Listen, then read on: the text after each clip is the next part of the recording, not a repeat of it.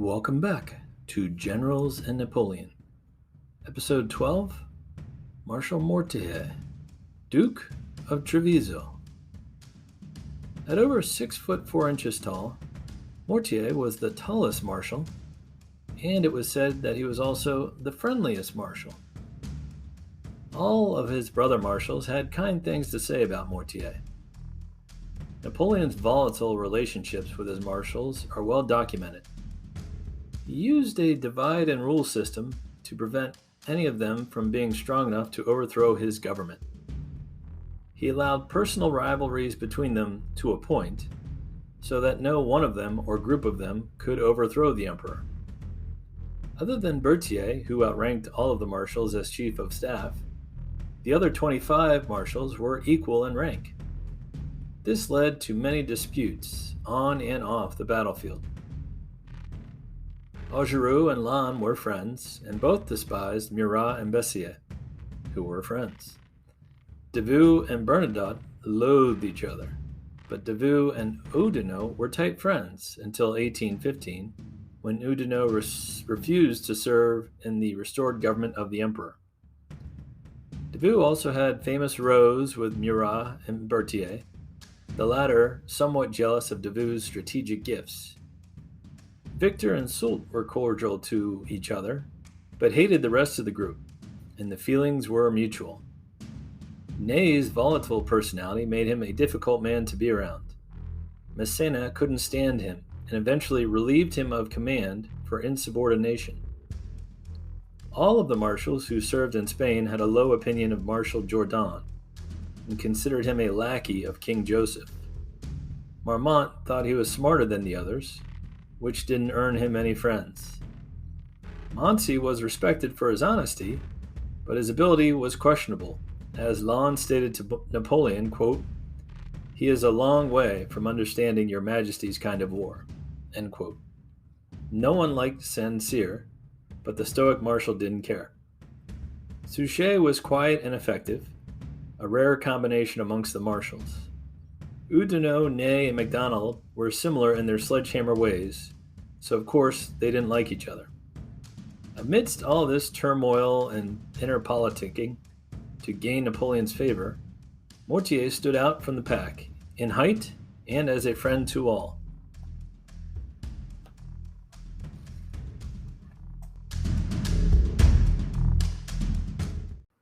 Édouard Mortier was born on February 13th, 1768, in a small commune in northern France.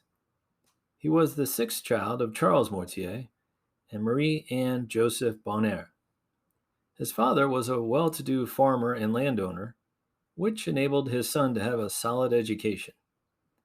His father also traded in British linens, and his mother had ties in England, which enabled the future marshal to become fluent in English. He initially started his career as a merchant, but didn't have the knack for bookkeeping. During the French Revolution, his father secured him a commission as an officer in a volunteer cavalry unit. A short time later, his dash and enthusiasm enabled him to be elected captain of the unit at the age of 23. Courage and loyalty were two things that never failed the future marshal. He enjoyed laughter, wine, and the companionship of his troops. Cheerful and modest, he didn't mind subordinating himself to other marshals if the situation called for it. He was easily influenced by his staff officers and somewhat careless in his troop dispositions. But when the shooting started, he had a natural calm about him, similar to Marshal Massena. In 1792, he received his first taste of battle along the border of Belgium against the Austrians. While leading a 550-man battalion, he had a horse shot out from under him. Although he was surrounded by a larger Austrian force, he managed to hold his position for 6 hours, longer than anyone had expected. He was promoted to major shortly afterwards and served on the staff of the future Marshal Jourdan. At Jourdan's pivotal Battle of Fleurus, Mortier served with distinction under General Kléber.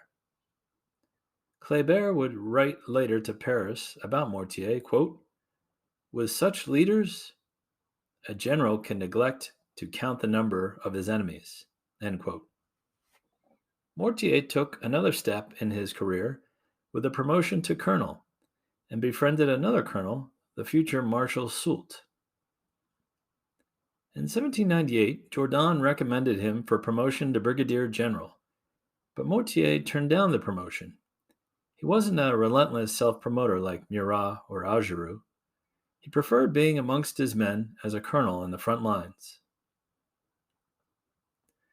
In 1799, he married 20-year-old Anne-Eve Himmel, who was the daughter of an innkeeper. The Marshal was 11 years older than her at the time. The couple would go on to have 6 children. His son, Napoleon Mortier, would become the second Duke of Treviso and would serve as a senator in the government of Napoleon III. At the end of Mortier's honeymoon with his new bride, he finally accepted a promotion to brigadier general. The moment wasn't lost on Mortier. Riding on his horse to the army of the Danube, he received a message from one of his chasseurs and said, quote, "This is the first dispatch I've received as general. Let us dismount and drink some brandy." End quote. During the defense of Switzerland, Brigadier Mortier was serving in a division under the supervision of Soult and Massena. He wrote to General Lefebvre of the coming fight against Suvorov's Russians, quote, "These famous soldiers do not intimidate us." End quote. After a sharp action at Woloshoven, his brigade inflicted 300 casualties on the Russians. During the latter Second Battle of Zurich, the Russians mauled his 8,000 troops, but this pulled the Russians deeper into Massena's trap. For his efforts in the victory, Massena promoted Mortier to General of Division. Later, in 1799, he welcomed Napoleon's coup d'etat, as he just wanted a strong government in Paris that would support the army. In return, Napoleon would get a man who would follow all orders without question and stay by his side when most others deserted him in 1814.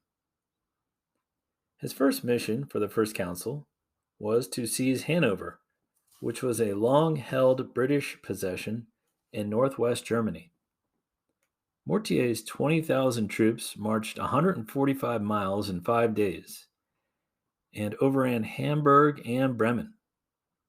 Napoleon was pleased, saying, quote, "You have struck a deadly blow at England." End quote. For these deeds and prior accomplishments, Napoleon named him a Marshal on the original list of 18. In his role as governor of Hanover, he was accused of looting and greed by the inhabitants, but Napoleon dismissed these complaints. He was later recalled to command the 5,500 troops of the famed Imperial Guard. In 1805, he accompanied the emperor in the Ulm campaign and ceded command of the Guard to Marshal Bessier. He received a newly formed 8th Corps, composed of the divisions of General Gazan and General Dupont. In November of 1805, his corps was pursuing Austrian troops in Napoleon's Danube campaign. His lines of march became overextended, and the talented Russian general Kutuzov set a trap for Mortier. Overextended lines can lead to disaster, as an aggressive enemy can get in between strung-out divisions and destroy each one in detail. Gazan's division was caught in a valley between 2 Russian and Austrian divisions. At the resulting Battle of Dürrenstein, the Marshal and his troops were outnumbered 4-1. Mortier refused to escape by boat and led his troops saber in hand with a breakout charge against the Russian lines. As the battle raged, his staff urged him repeatedly to escape by boat to avoid capture. Mortier replied, quote, "No, reserve this resource for the wounded. One who has the honor to command such brave soldiers should esteem himself and be happy to share the lot and perish with them. We still have 2 guns and some boxes of grape. Let us close our ranks and make a last effort. End quote. The fighting extended into the night, and Gazan and Mortier were saved by the timely arrival of Dupont's division. Both sides suffered 5,000 casualties, with Gazan's division alone having 40% of his men killed, wounded, or captured. 3 eagles of the imperial army were taken. Napoleon was incensed that Mortier ignored his advice to protect his northern flank. The emperor was also irate with Marshal Murat, who Napoleon felt had abandoned Mortier for the prize of capturing the capital city of Vienna.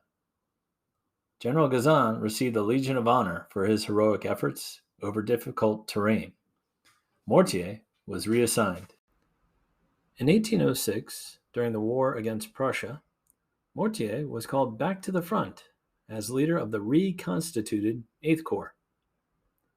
He took 5,500 troops and 6 cannons into the province of Hesse-Kassel and pushed aside their army of 20,000.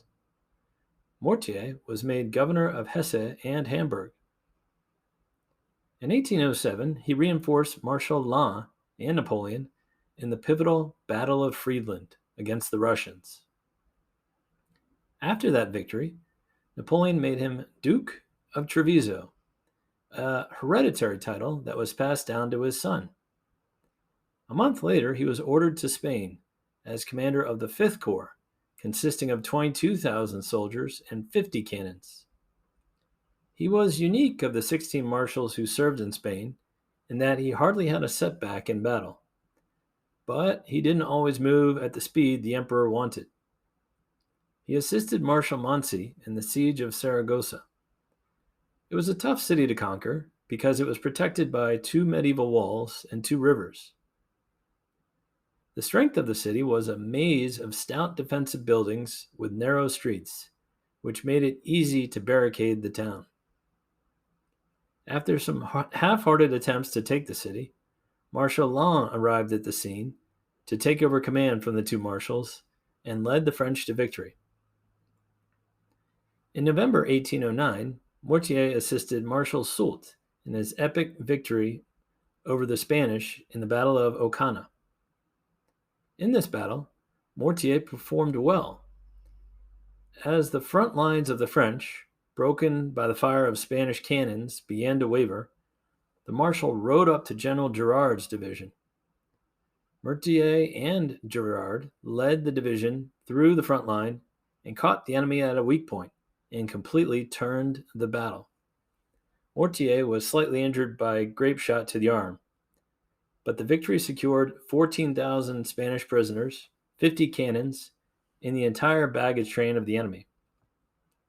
In February of 1811, Mortier secured the most cost-efficient victory of the Peninsular War in terms of manpower used and lost.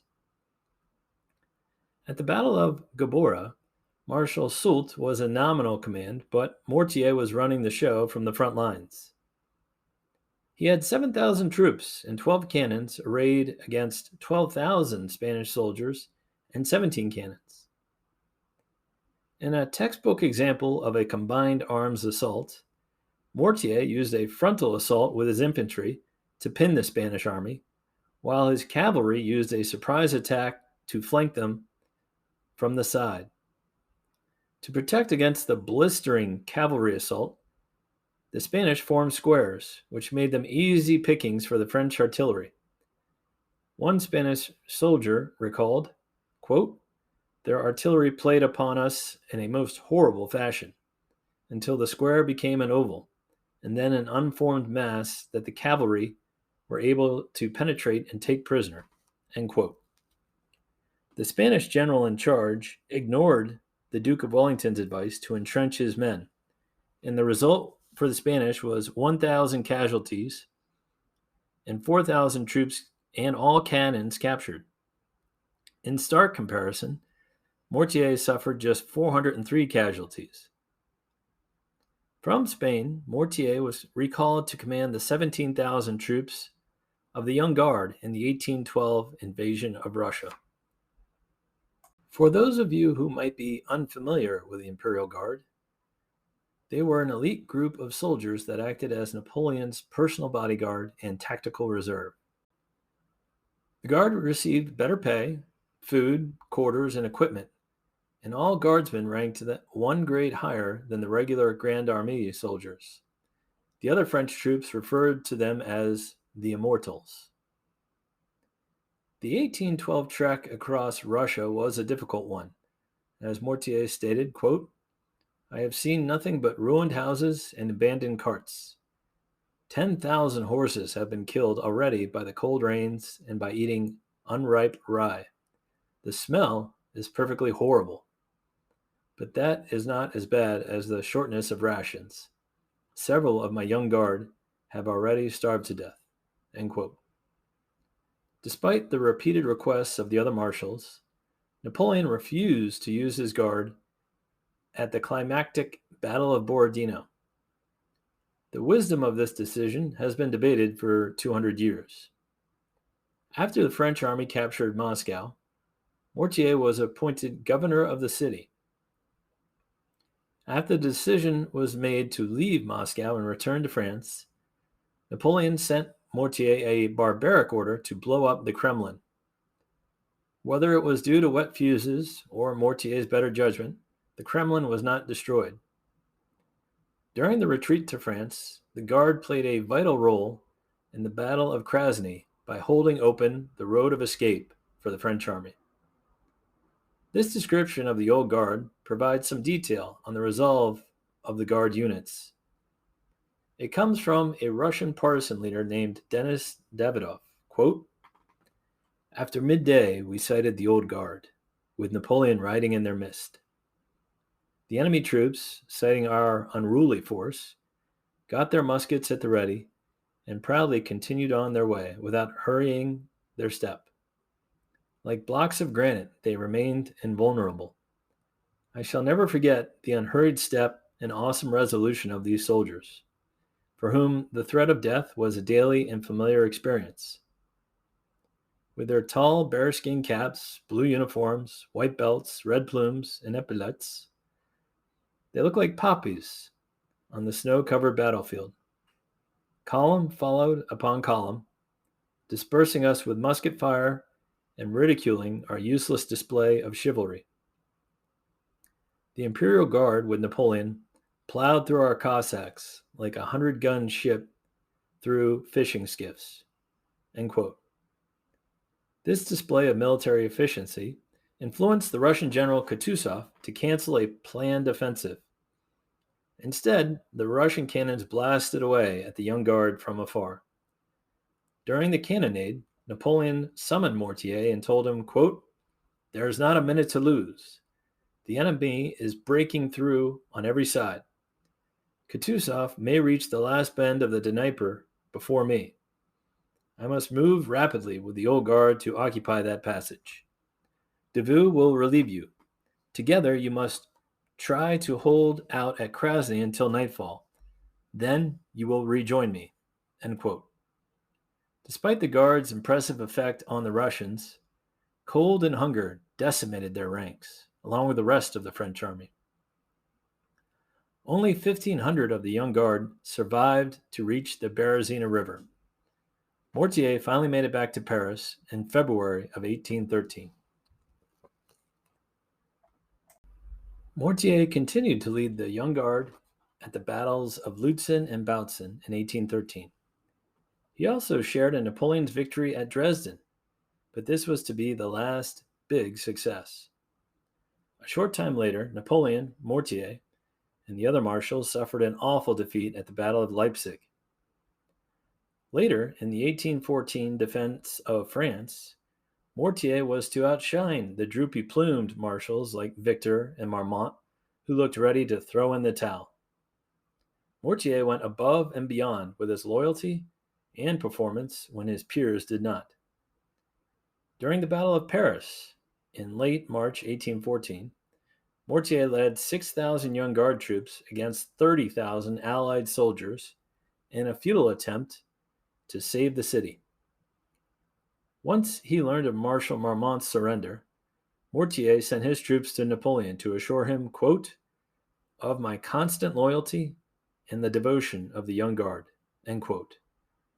However, Napoleon abdicated shortly after.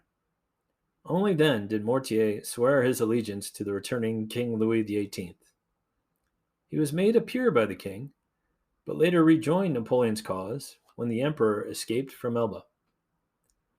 During the Waterloo campaign, Mortier was to lead the Imperial Guard, but the 47-year-old came down with a painful attack of sciatica in his back.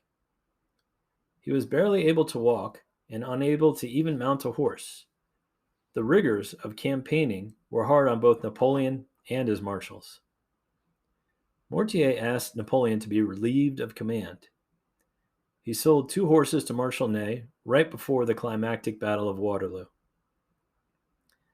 After Napoleon's defeat, Mortier was held in disgrace by the returning court of King Louis.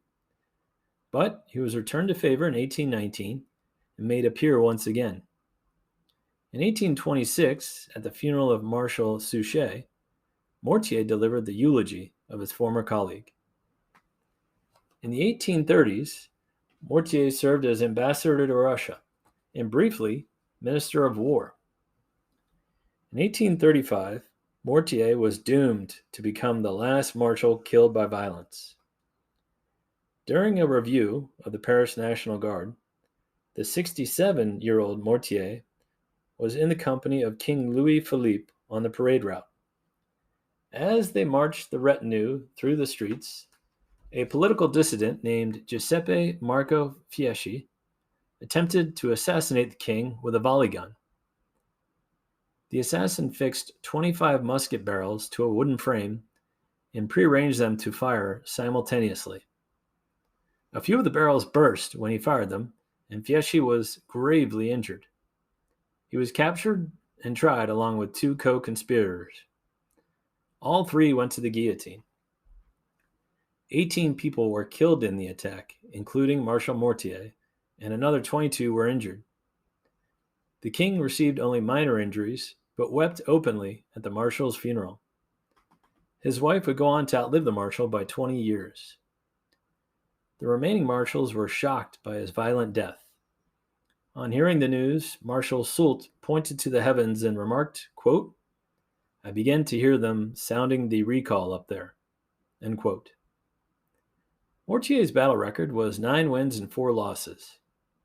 He impressed his colleagues and enemies alike with his straightforward demeanor. A British contemporary stated, quote, any officer would be proud to serve under him, end quote. His humble attitude, quiet obedience, and loyalty are the defining characteristics that stand out amongst the marshalate. In the end, Napoleon could have used more like him. I think we'll end our episode at this point. Join us next time for our 13th episode, where we will fittingly learn about the unlucky Marshal MacDonald. Thanks for listening.